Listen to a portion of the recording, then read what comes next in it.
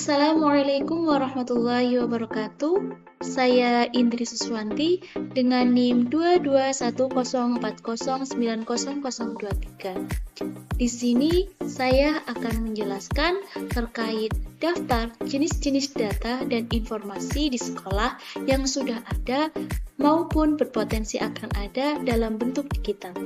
Mari kita simak videonya. Jadi, jenis-jenis data dan informasi di sekolah yang sudah ada itu contohnya seperti data siswa. Data siswa sendiri itu terdiri dari data pribadi yang berisi nama lengkap, tanggal lahir, tempat lahir, jenis kelamin, agama, alamat, nomor telepon, dan alamat email. Yang kedua ada data akademik yang berisi nilai rapor, nilai ujian, absensi, prestasi akademik, dan lain-lain. Yang ketiga ada data kesehatan, yaitu berisi dengan riwayat kesehatan, alergi, catatan imunisasi, kebutuhan khusus, dan lain-lain. Data yang keempat yaitu ada data keluarga, yang berisi nama orang tua atau wali, nomor telepon orang tua atau wali, pekerjaannya, alamatnya, alamat orang tua, dan contohnya seperti ada di sini. Jenis data-data dan informasi yang sudah ada di sekolah yang kedua yaitu data guru dan staf. Data guru dan staf itu terdiri dari data pribadi yang berisi nama lengkap, terus alamat, jenis kelamin, agama. Yang kedua yaitu data kepegawaian yang terdiri dari NIP, pangkat, golongan, jabatan, masa kerja, riwayat pendidikan, dan sertifikasi. Kemudian yaitu data mengajar yang berisi mata pelajaran yang diapu, jadwal mengajar, rencana pembelajaran, materi ajar, nilai siswa, dan lain-lain. Yang terakhir yaitu data kinerja, yaitu penilaian kinerja, prestasi kerja, pengembangan profesional, dan lain-lain. Contohnya seperti di atas ini. Kemudian data-data dan jenis informasi. Yang ketiga yaitu data kurikulum yang terdiri dari struktur kurikulum.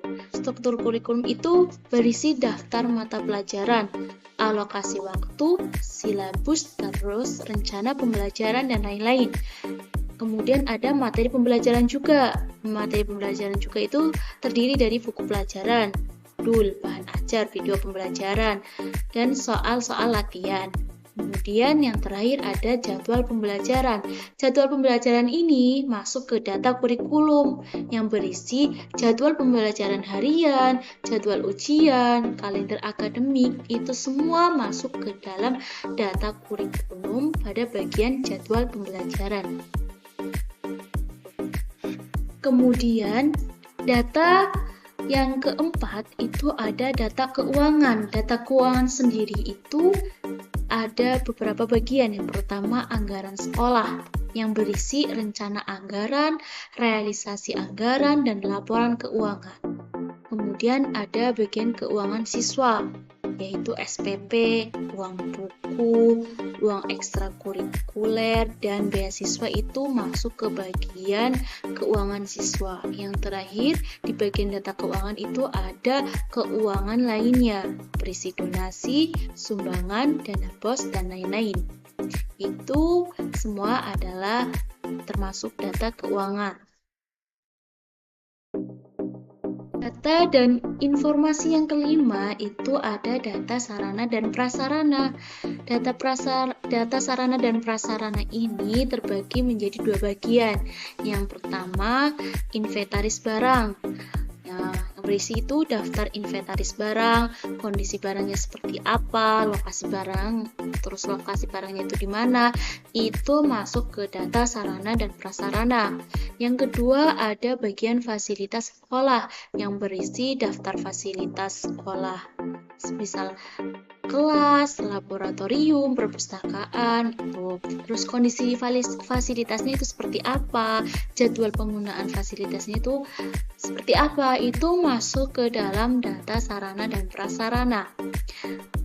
Dan yang terakhir itu ada data lainnya. Ini ada beberapa bagian. Yang pertama data alumni.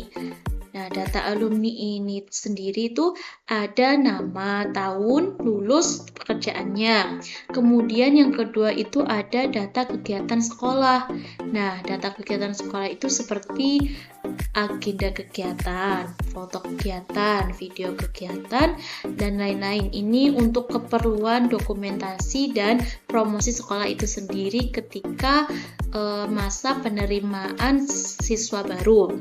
Kemudian yang terakhir itu ada data perpustakaan. Nah, ini berisi katalog buku, data peminjaman buku, dan data anggota perpustakaan. Itu semua tadi yang saya sebutin itu adalah data dan informasi yang sudah ada di sekolah. Kemudian, selain data-data yang sudah ada juga potensi data digital lain yang dapat dikembangkan di sekolah, antara lain yaitu data presensi siswa dan guru, data kehadiran siswa dan guru secara digital melalui sistem presensi elektronik. Nah, yang kedua yaitu data tugas dan ulangan. Data tugas dan ulangan siswa secara digital melalui platform pembelajaran daring. Gitu. Terus yang ketiga itu ada data evaluasi pembelajaran. Data evaluasi pembelajaran ini dari siswa dan guru secara digital. Yang terakhir itu ada data komunikasi sekolah. Data komunikasi antara sekolah dengan orang tua, siswa secara digital melalui aplikasi atau website sekolah. Mungkin itu saja yang dapat saya sampaikan. Kurang lebihnya mohon maaf.